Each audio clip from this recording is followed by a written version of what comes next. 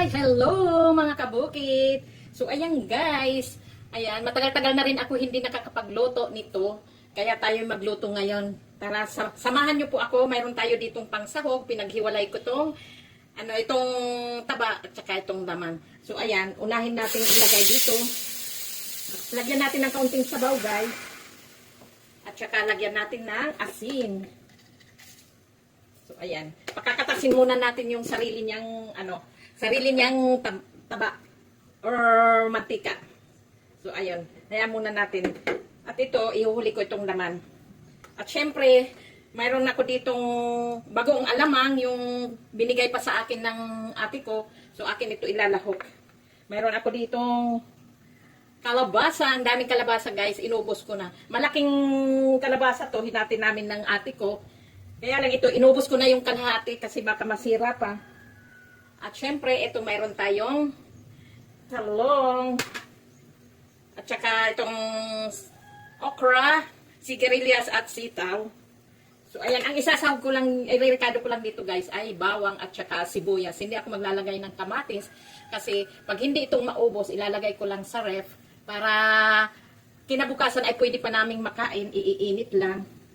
Para tumagal ang buhay niya, hindi siya mapanis. Kaya hindi ako maglalagay ng kamatis. Goods na yan. Siyempre, titikpan-tikpan na rin natin kung ang timpla ay ginulang, atin nang lalagyan ng patis. So, ayan guys, maggayat muna ako ng bawang at sibuyas. Habang ito'y ating munang pinamamantikaan. Ayan guys, pag sumubra naman ang mantika niya, eh, siyempre bawasan natin. Hindi na tayo mag-a-add ng yun na rin ang panggigisa natin sa Ricardo. Para least cholesterol. Ganon ako guys pag ako'y nagluluto ng mga gisa-gisa. Na magsasahog ako ng pork. Ayun, akin muna pinamamantikaan tong taba kung mayroon man. So, ayan. Bumili talaga ako ng ng 1/4 na pang sahog-sahog lang sa gulay. So, ayan guys, nagkakatas na yung niya. Yung sarili niyang mantika. So, ating lang ito ipapa-brown. So, konti lang naman yung niya. Yung mantika niya kasi hindi siya as in taba. Mayroon siyang laman na konti. Tapos ilagay na rin natin itong laman. Sasabay natin sa pagsasangkot sa.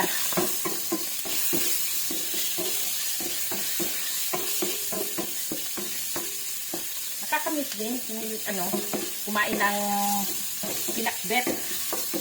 Ang nangyayari kasi dito ay puro sinigang, gata. Yung kasi ang dito sa lugar namin. Gata, sinigang, lauoy. Yun. Namiss ko magluto ng pinakbet. Tagal-tagal na rin yun. So, ayan guys. Atin na igisa yung yung ating Ricardo, itong bawang. At itong sibuyas.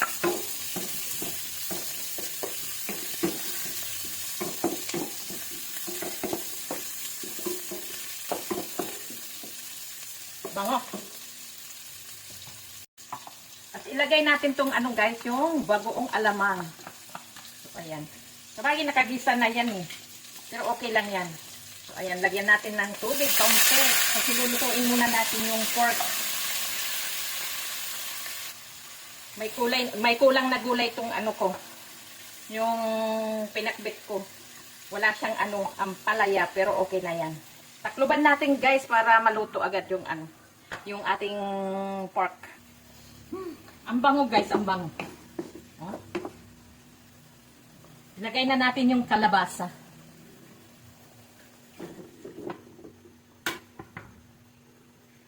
Isabay na rin natin itong okra. Hindi ko talaga to hinihiwa guys. Talagang ganyan na yan. Pati na rin to sigarilyas. Itong talong ihuhuli natin, mas mabilis maluto yan. Lagyan natin ng pamienta. At syempre, lagyan natin ng kaunting granules. Lagyan natin ng kaunting tubig, guys. Kasi lulutuin pa natin yung gulay. Ayun, baka nagtataka kayo, ang laki-laki ng salamin ko. Anti-radiation lang yan, guys, kasi sumasakit ang mata ko yung matagal nakatitig sa cellphone. So, ayan, guys, ilawak na natin itong eggplants. So, ayan.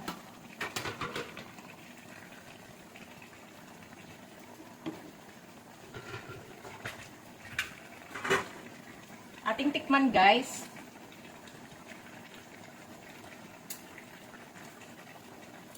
Medyo matabang.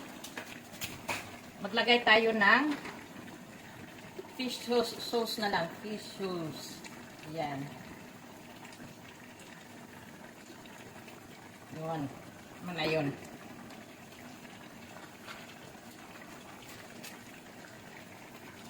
So, ayan na guys. Luto na ang ating pinakbet. So, ayan guys. Luto na. Yan. Thank you for watching, guys.